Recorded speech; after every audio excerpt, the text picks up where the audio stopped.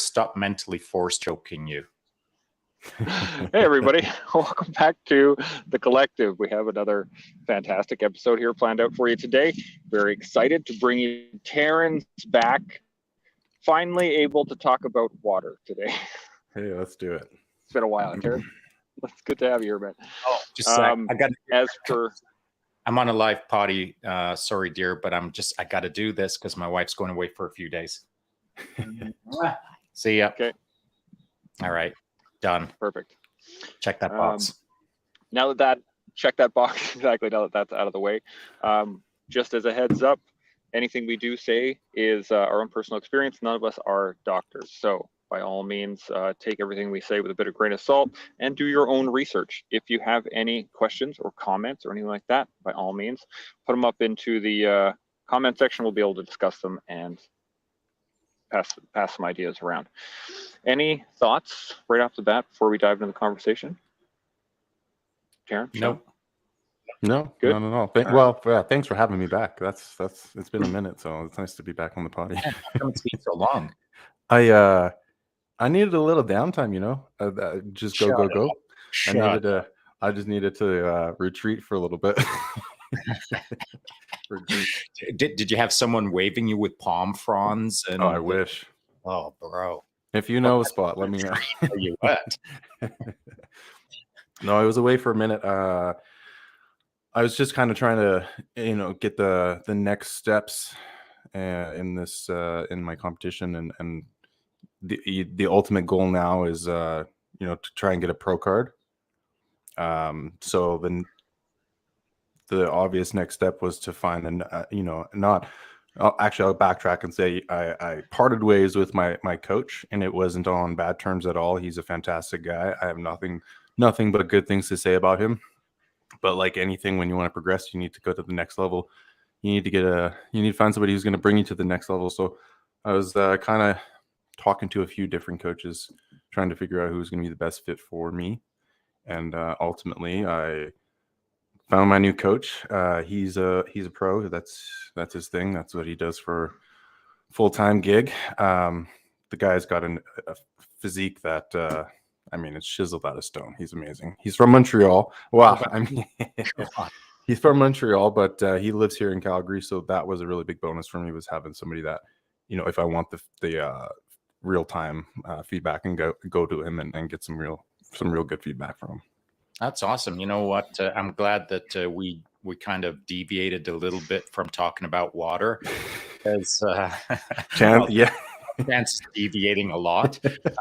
I think that it's great that you brought up that subject, or you raised this topic, because that's like, I'm a huge fan of anyone who levels up that way, and I know how difficult it is to release a coach to go to another coach.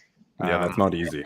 It's not easy, man. It is not easy. And it particularly if they've taken you to a certain level and you've vibed with them and you know that they've got your back. I mean, that's a super hard move to make, but I mega respect you making that decision.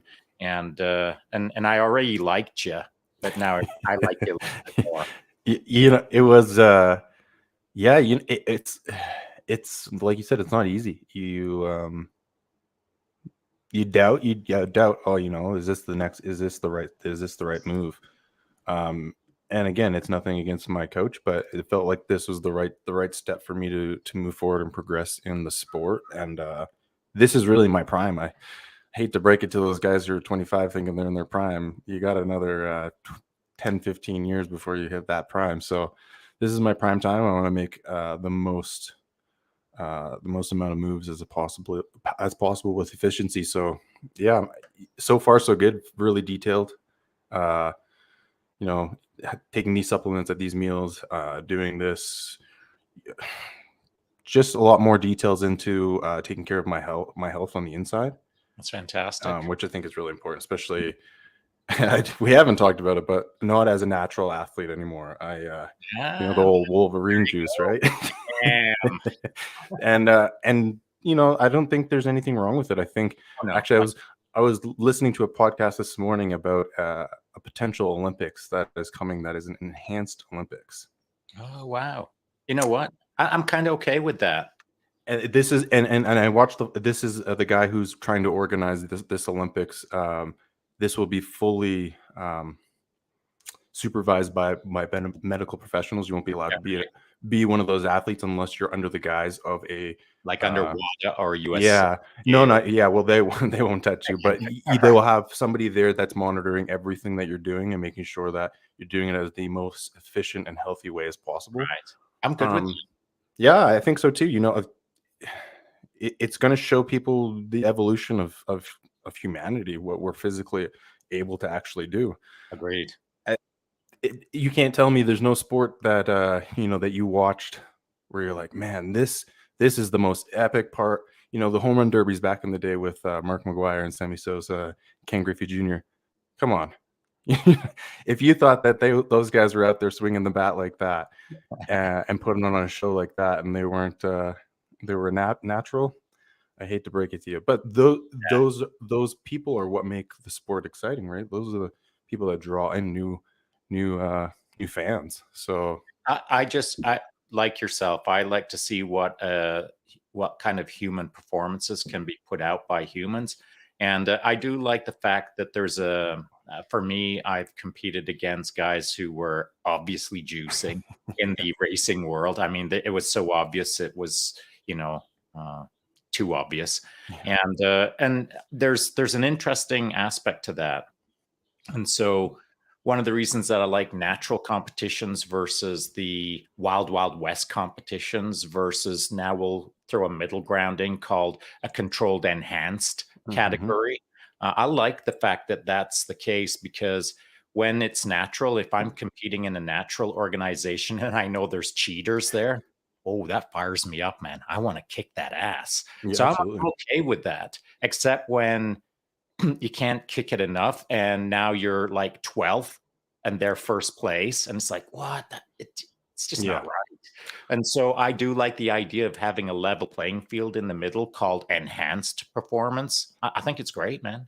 Well, I mean, and that was one of the big reasons why I decided to do the not natural, which is the open, right? That's what we call it, the open, and not. Okay.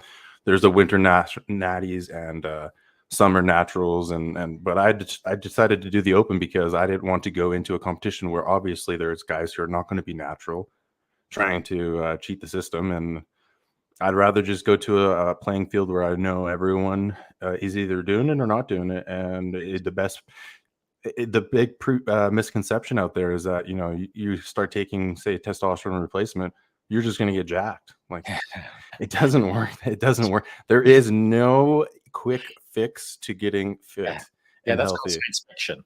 You know, and I'm not a doctor. I'm not an expert in this. I'm just speaking on my own experience, but you got to put in just as much. Well, you got to put in more work, actually, to be honest with you. When you're not a natural person, you've got to take care of your heart health. You've got to take care of your cardiovascular. You've got to think about your liver, your kidneys. You got to think about all the hormones, blood work. If you're not willing to take care of your body, you should definitely not be putting anything into your system that's only going to cause you possible complications down the road. And it's not a mindless process. That's for sure. It's not. And again, I'm not ashamed to talk about it. I think it's important especially in this day and age where you hear, you know, everyone wants to paint the worst pictures about people that are, you know, not natural. Anytime there's a big mix up, the immediate thing is to go to, oh, he was on testosterone or whatever. It's a lot in the bodybuilding community and a lot in Hollywood, because a lot of those guys are not naturals either, right? They're dealing with those stressors and you know, the mental side of it too. I think the best way to put it is if you're a jerk already, it's just going to exacerbate that. And if you're not a jerk, it's not going to make you into something you're not. It's only going to enhance what you are. So. Yeah, that's pretty much it. I feel the same way. And I think, and you know this already, and I've said this publicly a few times, that I've now been on TRT for probably about 4 months, I guess.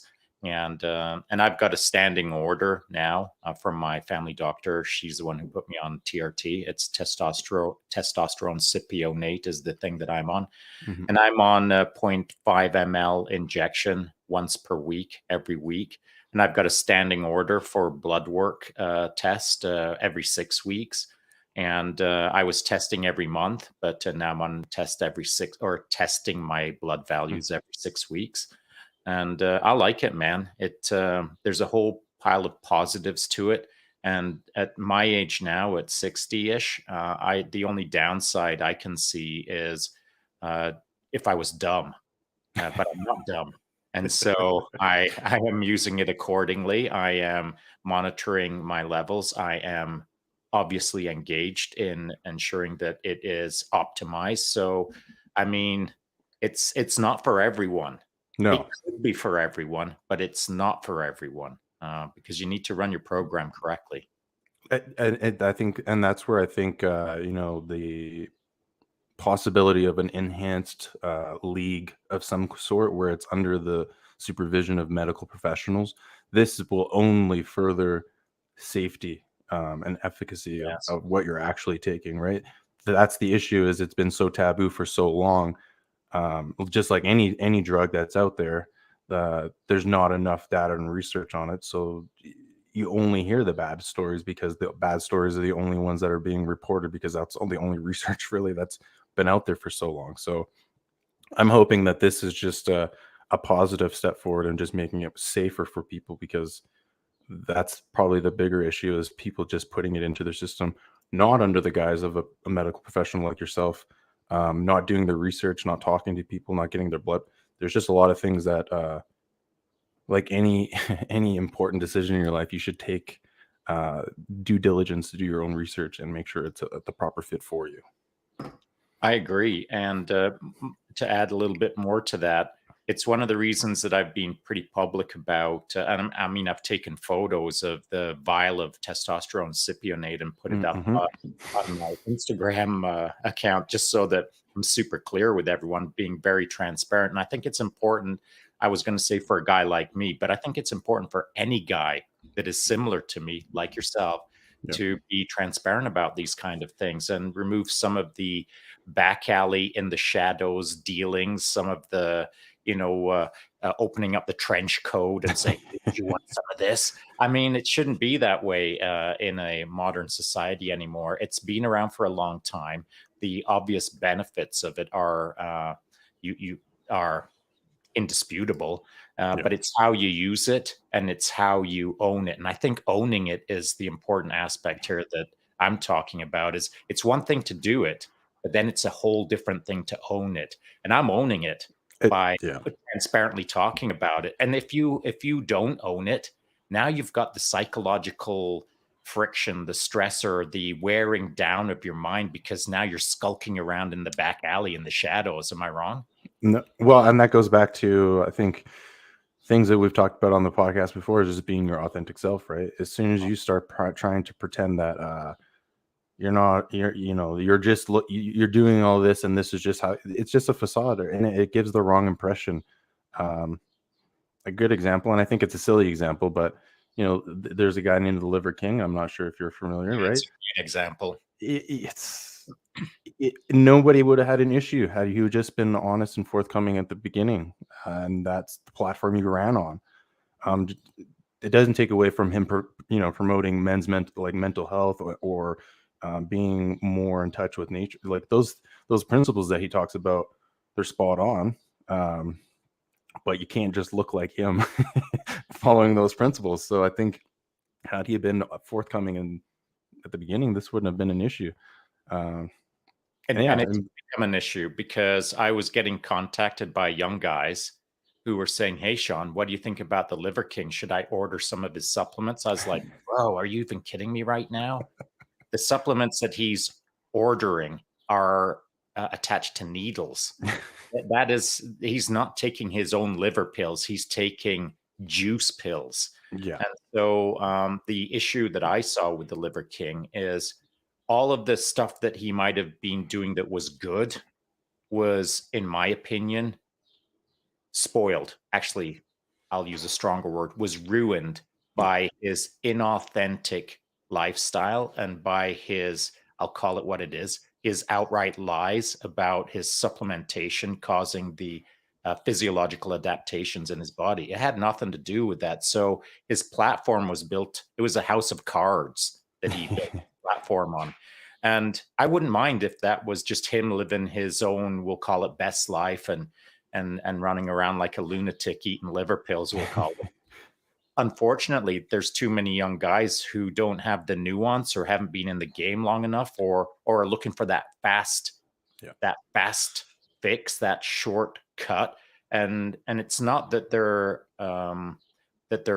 maybe ignorant, or they're a jerk for wanting to take the shortcut. They just don't understand it as it's the shortcut. They simply see another path to maybe putting on some more muscle through liver pills, but the liver pills ain't doing it. It's the needle that did it. Yeah. And so, it's a tricky thing. And I kind of, it's not that I threw Liver King totally under the bus in a podcast, but in the past I did kind of dirt him, because you know what? Screw that guy for leading young men down the garden path of a boatload of lies. If he would have been super clear about it, I'd be a fan of it, but I'm not a fan of it. Absolutely. Moral of the story is be authentic. That's right. People are going to like you or not like you. Who cares what your truth is, really, right? So, well, anyways, I do start caring when it's young bucks. I know, and I get a lot of, I do get a lot, because I coach rugby, and I'm in the gym a lot with, and there's a lot of young kids. And I mean kids like 16, 17-year-old. That's the beauty of this day and age, is the young kids are in the gym. I was never like that. Yes, I was in the Army and I was in the gym when I was told to be in the gym. But these kids are starting at a really young age these days. And I get a lot of questions, and I'm always forward and honest and say, like, I'm not natural, but I'm also 20 years your elder. Like, I'm in my mid 30s right now. I'll be 36 in March, and I didn't start until I was in 34, right? So I waited until I thought, this is sports career is over with Team Canada, and why not have a little bit of fun? Been through a lot with my body, and that's the other side of things is. It doesn't just help with building muscle. It just gives you energy. It gives you mental energy. You can think. You want to do things. You have more recovery to go and do the things that you used to be able to do. So there are other benefits to it than just sitting in the gym and building muscle. It's if you I could go on and on about it, but I think we were supposed to. I think we're gonna do cold water. Is Chance back, or is that his? No, he's gone. Maybe. But we can get to the cold water, but yeah, I we can agree do that the benefits of TRT or some sort of medical supplementation is a really valid modality for guys who aren't gym rats, who aren't interested in stacking on the weight. For myself, as an example, the things that you mentioned, recovery, sleep, clearer mind, blah, blah, blah, all these things, they were all little bumps in my already optimized lifestyle. And so I noted the delta between pre-TRT and post-TRT. It's a very clear, I'll call it advantage. But what is an advantage? An advantage is not me against anyone else who's standing around me. It's an advantage against myself, the old Shaun pre-TRT. Yeah. And so I dig on the TRT at my age. And I've said it openly that I probably should have jumped on TRT much sooner than I did. I was just super stubborn trying to hold out till I was 60. I think that's a good thing to say too, is coming from the background we have, a lot of the guys are so high on adrenaline for so long, right? That high readiness that once you come down off of that, a lot of the depression and anxiety and whatever that could very well be due to low testosterone, right? So I think if you're feeling like that and you come from a background that you can relate to, I think if you're in your 30s, you should go get checked. Well, if you're feeling like that, doesn't matter. You could have low testosterone in your 20s. I'm just as an example of myself. If you're feeling like that, go and get some blood work. Go talk to your doctor. If the doctor's not willing to talk to you about it, find a doctor who will, because there are lots of doctors out there that will, and there are also a lot of doctors out there that don't want to talk about it either, which I think is silly. So Agreed. Yeah, that would be my best advice: is go talk to a doctor if you're concerned about it. And it's not just well, I was going to say hard charging guys. I'm looking at yourself as an example as a hard charger. It's not just the fact that someone was hard charging. It could just be as simple as someone who was in the wrong vehicle at the wrong time and was in a concussive blast. And I mean, there's evidence out there that illustrates the negative impact of traumatic brain injury or multiple we'll call them blast injuries, and how it negatively impacts testosterone and negatively impacts the whole hormonal system. And so it's not, you don't have to be in the game for decades and swinging off of helicopters in the pitch black. Just being in a bad spot that one time, and for that one instance, you were negatively impacted for the rest of your life. And so to me, I see it as it's not that it's my little side mission to encourage people to consider testosterone at a greater level, but I'm not going to overlook the advantages that TRT can bring to certainly veterans. No, absolutely. Yeah, that's good to go off of. You don't have to be combat arms. I'm just talking about in general. In a high stress environment such as the military or first responder, it doesn't, whatever, if you're in a high stress job and you're a male, chances are later down the road you're going to suffer for some lower testosterone levels. You probably should go take a look at it. I can guarantee you that a lot of the positive that came from my own personal growth is attributed to the testosterone. And it's not just on the physical side of it. It's just the energy and the ability to go and do the things I used to want to do. That's right. And gives you a little more drive and a little more dominance again. You feel a little more like a man again. And there's nothing wrong with feeling like a man, right? So 100%, bro. That's it. One of the things that I did experience was once I jumped on it and it kind of stabilized within my system. It was kind of like this. And, I didn't quite have a big S on my chest, or Super Sean or whatever, but like you feel it. And it does change it changes your posture in life. It changes your stance on the day. It changes how you address all of the things that you were addressing beforehand. It just gives you a little bit of extra. And I like that, man. That's actually a really good, well, I'll just segue it into cold water for that. Because, that's the natural way. And I've listened to a lot of doctors talk about this on some podcasts. I've done my own research on actual research papers on it, on the cold water. And they did a study of with three controlled water temperatures, one being like just bathtub, medium cold, and then cold.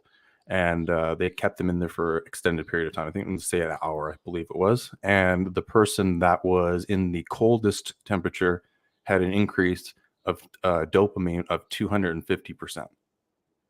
And they said that once they brought that individual out of the water, that it actually continued to increase afterwards as well. So on the hormone side of things, dopamine, I'm not sure the research paper, what it's called, but there's a study that showed that dopamine is a direct correlation with testosterone, increase in testosterone.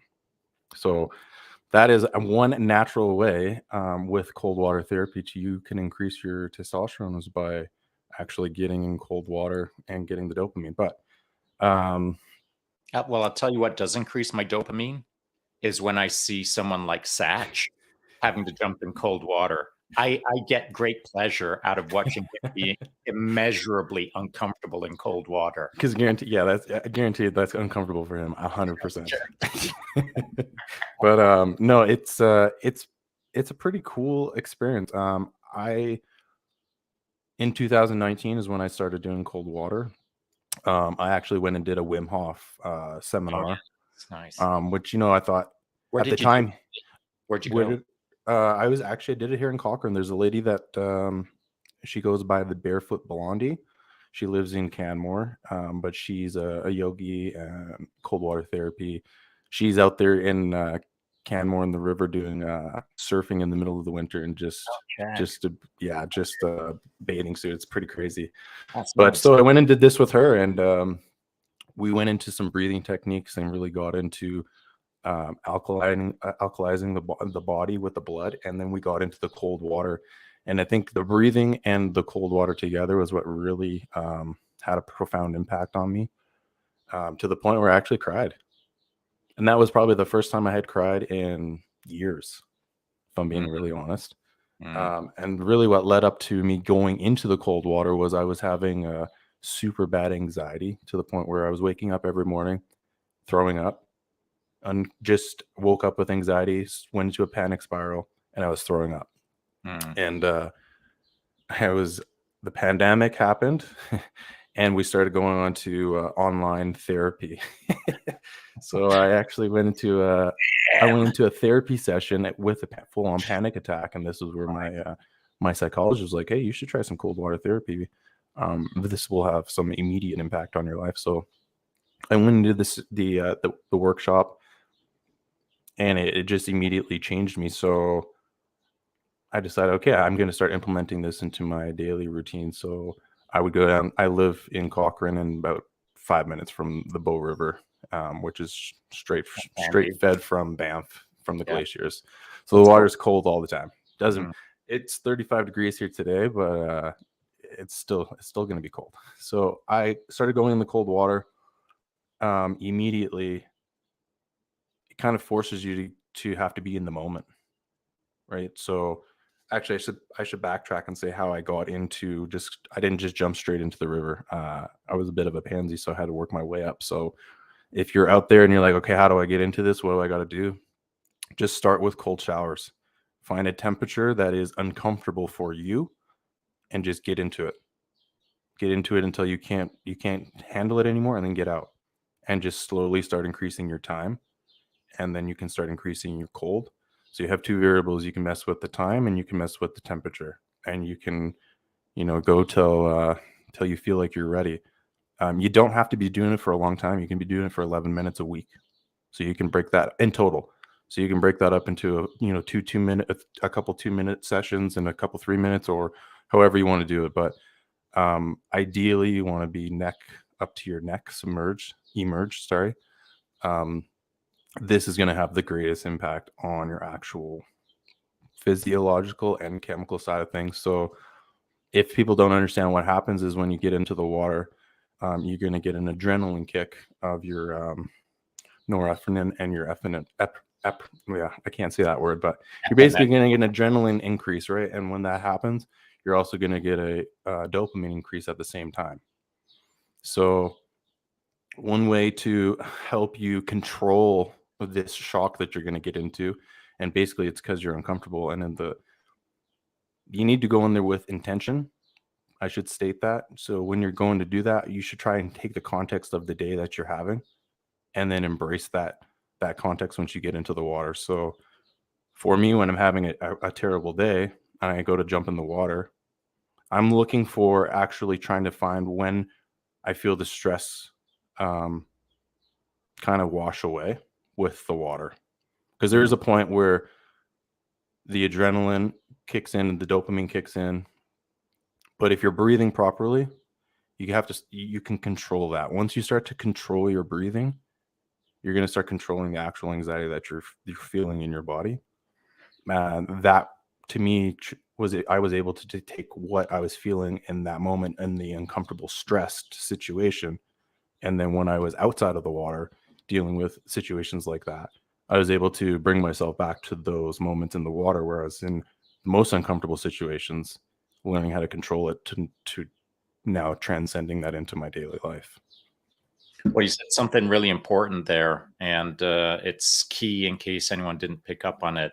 It's the act of being intentional as you go into the water, but it's, I think, more important to be intentionally aware of what's going on in the now while you're in the water. And so I think the question was along the lines of, so how long does it take for the inhale response to clear? Or there it is. How long does it take for the body to stop having an inhale response to cold water? And my first thought when I saw that pop up was, it'll take as long as it takes. But the important part is that you are in the now as it's happening so that you can process that moment.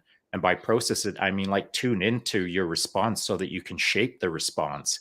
And I think that's one great way that you can start to manipulate the emotional dysregulation in the moment of the big adrenaline dump or the big dopamine dump or the big cortisol impact or blah, blah, blah. The things that are the chemical soups within us that spool up based on the instance that we're in.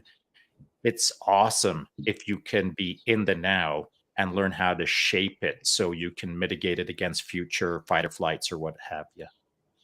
Yeah, and yeah, exactly that. I think my first suggestion would be to, once you start getting into the actual, a body of water, whether that's moving or still, is getting your breathing under control as soon as possible.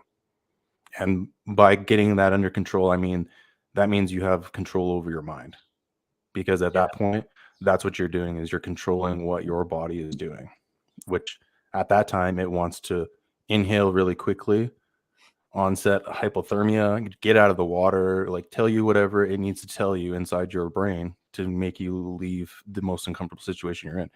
So controlling the breathing, it's simple. You just will end up controlling how you react to those situations immediately. So get the breathing under control immediately. I know that might sound hard, but that's the point. You're not in a comfortable situation, so you need to learn how to control that in that environment.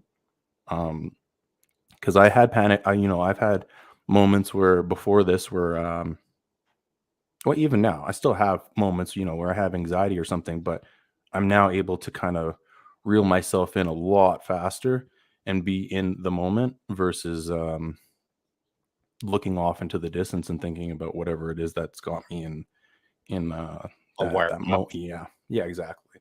I got a question for you, but I'll Yeah. preface it with my own answer to kind of set the stage. So, throughout my life, when I was a young boy before I joined the military, I was out in the bush a lot every day, kind of and winters where I was growing up in a place called Grand Cache. It was really cold there. It was not unusual for it to be -30, -40, but I'd just be banging around out in the middle of nowhere by myself with my 22 cal hunting rabbits, and I was used to the cold. And so when I joined the military, the cold was a bummer, but I was used to the cold. And then in January of 1984, we deployed over to Norway for a month. And while we were over there, of course, it was cold and it was dark. And at one point, we had like some staged things that we had to move through in order to get a little qualification pin on our as part of the Norwegian process. And so one of the things was you kind of had to lay on your back while a tank drove over top of you, and you had to stick like a magnetized mine on the bottom of the tank. And so, check, and you had to do this, check, and you had to do that, check. And then one of them was you had to walk out into the ice where they'd cut a large hole. And then you just had to step into it and go straight underwater and then pop back up and scramble your cold butt out of the water. And to your point, I'd been in lots of cold before, but I had never been in that sort of instant cold before.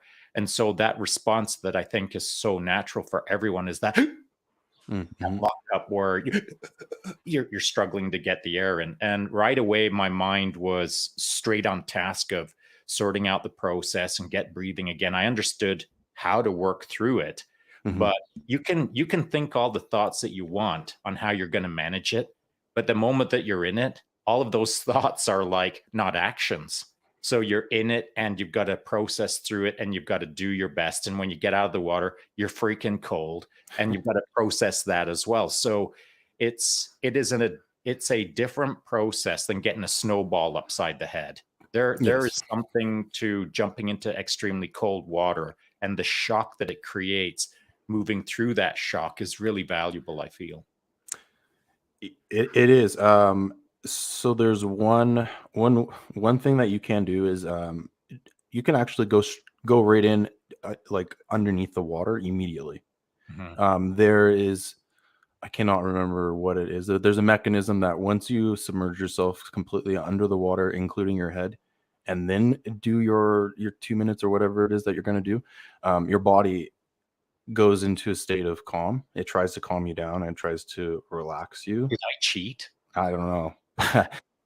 It's if you're doing cold water, or I would love to hear if anybody actually goes, and I'd love to hear your thoughts on it. But go in and go directly under it right away, and then come up with just to your neck, and then see how you feel. And do it the other way. Go in just to your neck and see how you feel, and which one will give you into a quicker state. I will call it of Zen, because that's what you really want to be in at the end of it, is to be Zen. Ideally too, and we can go a little more into the other benefits, is it actually helps with metabolism. So ideally you want to be getting out of the water kind of just as you're at the shiver point, because what's happening at that point is your white fat cells are being converted to beige fat cells, which your beige fat cells are your fast metabolic cells, which that's what helps with regulating your temperature and actually giving you energy. So that's actually another benefit of getting to the cold point of shiver, and not going, once you get out of the water, allow yourself to warm up naturally. Don't go just jump into a hot tub. If you're looking for the actual fat loss and fat burn side of cold water, you can use that as well. So you have to get to the shiver point, because once the shiver point happens, and I have notes here, so I'm going to just take a look for that. You go into thermogenesis, is basically what it is, the fat burn, right? So that's what happens, is you convert your white fat cells, which are more of the the clumping, the stuff that hangs around your love handles, the stuff that kind of sits there and doesn't go anywhere. Yeah, that gets converted. I always think of it as the hardcore storage. Yeah, if you're like myself and you like to eat Sour Patch Kids are my favorite. So if there's a bag of those, that's exactly where those are going, right to the fat cells, right to the white fat cells. So you want to right to the shelf, right to the love handles. so you want to actually just kind of get to that point of shiver, and then gradually let yourself get into thermogenesis, essentially. What else do I want to talk about that? The dopamine effect. So once you're actually getting out of the water, the reason that thermogenesis is occurring is because your body is shivering, trying to create heat. Thank you. By trying to create heat or restabilize your core temperatures, is what we're talking about. It doesn't matter if your fingers are cold. It's your core temperature that is being adjusted by a part of your brain that says create heat now. So your muscles will start shivering to create that heat load in order to warm up the core temp. Yeah. And like I said, if you go straight into a warm tub or a sauna right after that, you're going to negate that benefit of cold water exposure. And then the actual getting out of the water, some people will say that they enjoy, or they start feeling happy when they're immediately, once they get in the water, and they kind of feel that they get their breathing under control. Your dopamine is already increasing at that point, and it just exponentially increases the longer you stay in. And then there's the other side where people don't get happy. They're not happy when they're in the cold, but once they get out of the cold, they say that they've never felt happier in their life than what it is they feel afterwards. And that can last for 5 to 6 hours. So let me ask you this. Yes.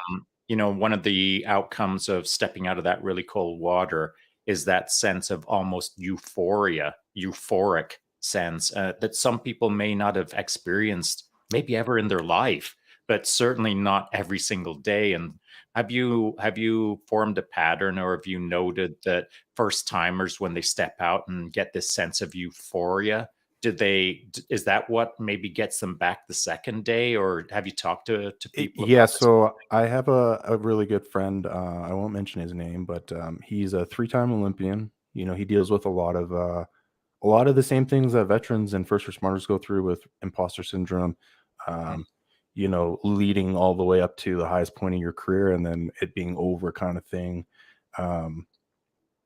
Just the way you kind of leave an organization and that's it. You're good. You're done. And on to the next part. Anyway, so he had reached out to me. we went for a workout, and I talked to him about cold water therapy. He's not like he's a 3-time Olympian. It's not like he doesn't know what cold water therapy is, but he was avoiding being uncomfortable. He was avoiding dealing with what he was trying to process in his own mental mind. And so I just reminded him about cold water, and I got a call from him, a few days later saying, "Hey, I went and did the cold water today in the river." And again, it's not like he's never done it before, but when you set the intent behind it, and you're trying to do something very deliberate with those actions, it definitely can have a profound impact on you. And that's exactly, what he described to me was being able to be happy again. And that's what that dopamine kick is, right? It shocks the system. It gets you out of the thinking pattern that you're in, or the holding pattern, I'll call it, and gets you thinking in the now. And then once you get out of that water and you actually start to reap the benefits, that's really, I said the testosterone earlier was what, helped me with becoming who I am right now today. But I would also say it was 100% the cold water therapy that brought me back to reality. So we have some comments here. Yeah, I would. Is Satch on here? Because he could answer. For those who are not, would the euphoric feeling of cold water therapy be similar to the runner's high? I can't say that I love running, but I do know some people who do love to run, and I would assume because you are getting a dopamine increase when you're doing any physical exercise or any sort of anything that you like. That's another thing, is the dopamine can become addicting as well. So you have to be you could find yourself in the cold water every day. But it's not a bad thing. I think it's the old adage, anything can be an addiction if you do it enough, right? So I think it's a good addiction in my opinion. But I can't speak to the runner's high. I don't know if Shaun, you do. Yeah, sure, I can. And so I think the important distinction is more to do with not whether it's similar to a runner's high or not. It's the difference between how fast you get the response in cold water versus any endurance sport like running or cycling or whatever. So I like to think of cold water therapy as something similar to skydiving therapy. So, we'll call it the runner's high, or the chemical releases that occur in these kind of moments, cold water and jumping out of a perfectly good airplane. The moment that you exit that airplane, it's not just business as usual unless you've done it hundreds of times. And even when you've done it hundreds of times, there's still that moment of, oh, it's about to get real. And when it gets real, well, guess what? There's hormonal releases in. Listen, up at Operation Pegasus Jump there just last week, a boatload of veterans who just done their first jump in bloody ages, or their first jump ever. All of them on the ground were walking around with, we'll call it a runner's high. They all had a certain sense of euphoria. They were happier than they'd been in ages, just in that one single instance. And so it's an easy correlation for me to say that between skydiving and jumping in cold water, they're both jumping into the unknown to some degree, and they both create the same response to some degree. Yeah, that's that. Yeah, exactly. So one gives you a faster euphoric feeling, and the other one is a delayed gratification, really. So oh yes. So another side of the cold water that you can use, and I'll say different applications for the cold water. So if you're somebody like myself, for example, who is doing hypertrophy and trying to get swole, as the young kids will say, you don't want to be doing cold water therapy for the first 4 hours post workout, because you're trying to increase inflammation and increase muscle volume and size. So you want to actually avoid that. But on the other side of things, when you're doing endurance sports such as biking or running, like Satches, skiing, whatever it is, this is another tool that you can use to help flush out that inflammation, help with recovery, because you're going to get It's going to increase your cardiovascular as well, because it's going to push that blood flow through. It's going to make you contract everything. So you're going to have vasal contraction, which is going to hopefully push out that inflammation as well at the same time when it's, you're getting that vasal contraction. So it's something that you can use for endurance athletes out there to help with recovery and promote just feeling way better after however long of a endurance run or a race that you're doing. Maybe 24 hours, hey, Shaun? Yeah, I'm glad you brought that up. That's a great and really interesting point to me anyway. And you raised the distinction between various sports or various approaches to life. And I think that there's a time and place for that cold water shock immediately after a training session. And then there's a time when you absolutely shouldn't. And so a lot of that revolves around, and I wasn't prepared to speak about this, so I may not have the science precise, but I do have a bit of science brain in me. When you're working out really hard, what you're doing is you're creating free radicals in your system. And it's about mitigating those free radicals or controlling the damage that they will create, while also allowing for the inflammatory response to take shape and start creating positive outcomes. So it's kind of like the free radicals are battling against the inflammatory responses to shape you as a human being. So if you are trying to get all swolled up like Terrance, as the kids Trying optimal. he's trying to get all swolled. If you jump into a recovery protocol too quickly and don't allow those inflammatory responses to engage and create the positive outcomes that are necessary to create the swollenness, then you're kind of limiting or hampering your body's natural physiological response to create goodness. Now, contrary or on the other side of the coin, if you're an ultra endurance athlete creating all of those free radicals, the inflammatory response that ultra athlete requires is quite a bit different than what other sports would require. So there's no real universal rule for the moment that you finish working out, you have to jump in cold water between the 12th minute and the 14th minute for every single sport out there. So there is quite a bit of nuance to timing, as they say, for everything, whether it's meals, water, your favorite hat, it doesn't matter. There's timing for everything. And the more nuance you have, the better that you can optimize the approach. And that's why I'm a real big fan of Terrance not switching coaches, but kind of leveling up to a higher level of nuanced professional coaching. So these kind of things will be kind of magically taken care of in the background by his coach. And then through that process, Terrance can learn more about how he can nuance up his life and then encourage it in others. Exactly. Satch said, I think cold water therapy may be beneficial in hot climates, especially after a run outside in 35 degrees, may help in reducing core body temperature. He thinks there's a time and a place for cold water. And that's exactly it. Thanks, Satch. Well, I knew you were out there listening. For sure. And as a runner, it comes down, there's so much complexity or so much nuance to consider in a statement like that. I mean, as a universal rule, you could say, jump in cold water unless you have ... And so maybe it's just a matter of putting your palms into cold water. This is one of the fastest ways that you can cool down your body is cold water on your palms. Not on your legs, not on your neck, not on your head. It's your palms, believe it or not. And that's well established coming out of MIT, et cetera, et cetera. But what is important for someone like Satch is if he's got like 22 marathons in 22 days, and his every single day, the moment that he's finished his task, his next task is to optimize recovery protocols to set himself up for the next day.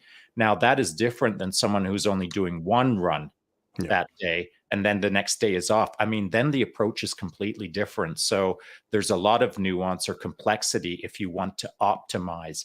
If you just kind of generally want to do a bit better, then there's some general rules of thumb for that for sure.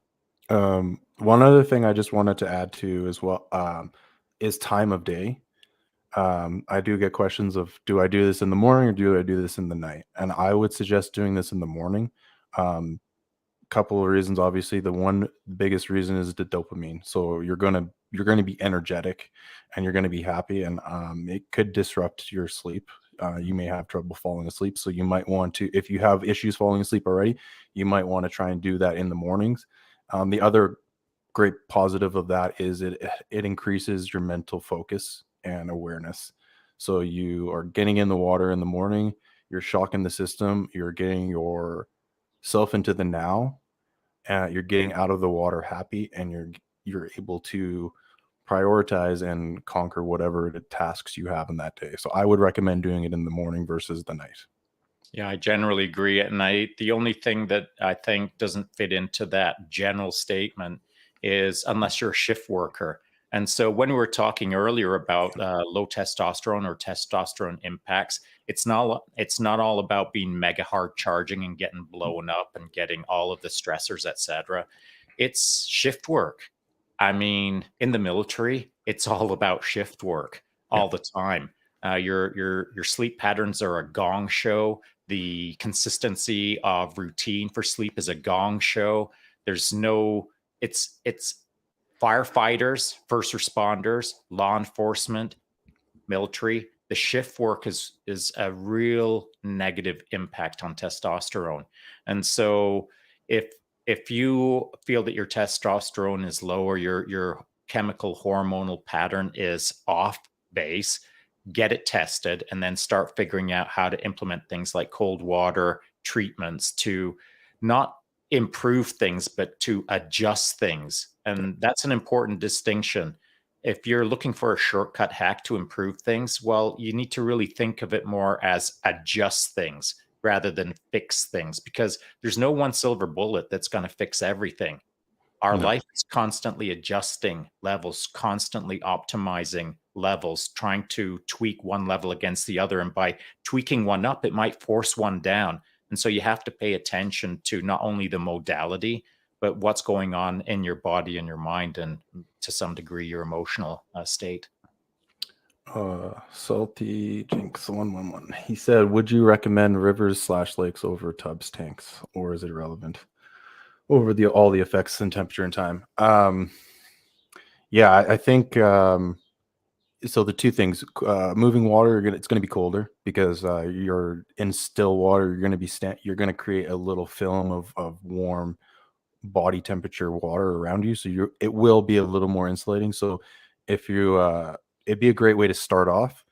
But yeah, the rivers are going to be colder, and really I don't think focus on the time. I think that's the most important thing, is getting in some sort of body of water. And again, I'd said you can use your faucet and turn it on to a temperature that is uncomfortable for you and start there. You can even just get in the bathtub, lay down in the bathtub with water up to your neck in a temperature that's uncomfortable for you, and slowly start increasing the coldness and the time. Eventually, I recommend getting in a body of water. And it's to get outside, it's to get connected with nature, kind of give your mind a wow factor besides sitting in the bathroom. I think that's the other bigger thing, is getting out into the nature and doing that. It just connects you with what's going on, and you're not staring at a bathroom wall. If that's just my preference. There's no study, that's just Terran approved. I get out into nature as well. It's important to make the distinction between the mechanical application of a protocol that improves you versus a mechanical application out in nature where it's more organic, like the organic application of a modality rather than almost a nameless, faceless technique. This technique out in nature now has a name and a face. Yeah, absolutely. Are there any other questions out there? Or I think we're on time and and the aspect of how cold. If someone is just looking for a quick hack, like maybe you don't have a big tub full of ice, maybe you don't have an ice cold river, maybe you don't have anything, maybe you've never tried this before, but maybe this afternoon you go out and it's stinking hot. And when you get back, you're used to being drained, or you're used to being like you need an hour on the couch or whatever the case is. Well, not that I'm suggesting waste water, but go into your kitchen, turn on the cold tap, let it run for about a minute until it's its coldest, and then just hold your palms underneath the cold water. You can do that while you're traveling. If you're at an event and you've done a hard training session day after day after day in prep for an event somewhere in the world, when you come back from your training session, straight away, hands under the cold water, or just grab a bucket of ice. The hotel buckets, fill them with ice, put a hand in each one, and just hang on and let your core temperature cool down. So it doesn't have to be a view of the Rocky Mountains with the Bow River, cleaning off your system. It can be like right in your freaking hotel room. And sometimes it's more about the ownership of the moment rather than the physiological response of the moment. You put your hands in ice and you're going to get a physiological response. But more importantly, you're in the game. You're shaping the outcome. It's like, I just did that. Now I do this, and that preps me for that. And that's an important mental chain of logic. Yeah. Just like just intent. It's important to set intent. However quick you need to do it, but just have intention. Okay, I'm going to put my hands under the water really quickly to get what is the intent behind that. Because if you're just going into it to just do it blindly, you're not going to be in tune with the mind-body connection that you're trying to hardwire. You're trying to get, when I feel anxious, I can control this. And that's the whole purpose behind it. So just the biggest thing would set your intent, so that when you're doing it, there's reason behind it, and not just because you saw a podcast with two guys who thought they knew what they're talking about. Yeah, but you know what is interesting? The intent is important, but being out there, being intentional and living it fully, like large and in charge, as a representative of what cold water will do for you. Like, bro, you're kind of like a training avatar. You're like a guy who is a symbol of how this can improve a person. And so you have two jobs. You have your job to square yourself up, and then you've got your other more important job, and that is to be a guide or a leader within the community that observes this and sees the benefits of it. So you have two jobs. One really quick story. Last year, after every when I was playing rugby last year, after every training, Tuesdays and Thursdays, I would go down to the river, which is literally just a walk down over the hill, and I'd go in the river, and I would, hey guys, I'm going to the river, like, who wants to come? And nobody would, no one's putting their hand up. By the end of the season, we had most of the guys out there and most of the girls from the women's team. And I'm not there this year, but this past weekend they had a home game, and they brought the other team down to the river, and they had a big cold dip in the river. And it's just that, right? Being just being an example. I can't tell you how many times that I've been in a river, and I think that's the other thing, is being in the eye and in the public eye, and people have come down to the river and like, you're crazy. Then I say, yeah, come get in, or like just have a conversation with them and give them a little bit of education on what it is that you're doing. And I'm not kidding. If I drive, down across the river on the bridge, I can look, and there's usually somebody in that river now, and there was never anybody in that river. So it's nice to see people are, trying to catch on to it. Eventually, I'd like to have a Sunday every Sunday where as many people in Cochrane are coming down to the river, and we're having a big cold water exposure party, really, because that's what it is. Everyone's getting high on happiness. And there's no way you can be called the River Viking unless you're out there leading the charge. Am I wrong? I'm gonna have to do a homage to you today. We'll tag you. We'll tag the collective. Word. So I'm going to take over Chance's. I'm taking over the Chance Burles show, and I'm going to say thanks for the great conversation, and let's move into closing statements. And Chance has thrown up here really appreciate you coming out and discussing this with us. Really great information, and I agree. So let's move to final thoughts. Do you have any final thoughts? Final thoughts. Yeah. It isn't easy. It's gonna suck. But I want you to just keep in the back of your mind that when you get out of the water, I will bet everything on it, you're going to feel a million times better. So stop avoiding the inevitable. Go get uncomfortable. and learn how to be comfortable in it. That's my final thoughts, because it'll change your life. I agree with that. And I'd like to just add a touch more to that. Anything worth doing, if it's easy, isn't worth doing. So go find the hard things, engage in them, get better at them, and value the experience for what it is, worth your time. The easy things are not worth your time. No. The hard things are worth your time. So Terrance, thanks for showing up and cracking it out of the park again. And It was awesome. let's just be real now. Let's not make it such a long minute. No, me and Chance, I don't know where Chance is. He looked like he was trying to get away from the podcast today. He's like, "Oh, I got body connection. I can't hear you." He's probably looking at the river, thinking how scared he is to get in the river. Yeah, he's outside. So Chance, we expect some sort of video of you getting in some sort of cold body of water today. That's right. But no, I definitely appreciate you guys, and now that my plans are in motion, I've got lots more time now, so I'll definitely be on here to talk about anything and everything. Oh, fantastic. Appreciate I'm going you to guys. close off the show with Chance Burles' typed out messages. He likes to close things off. I'm going to use his words, not mine. As we learn more about the nature of water, we can build our resilience and grow into our true self. So join us here tomorrow on The Collective, where we will crack it out of the park. Chimo.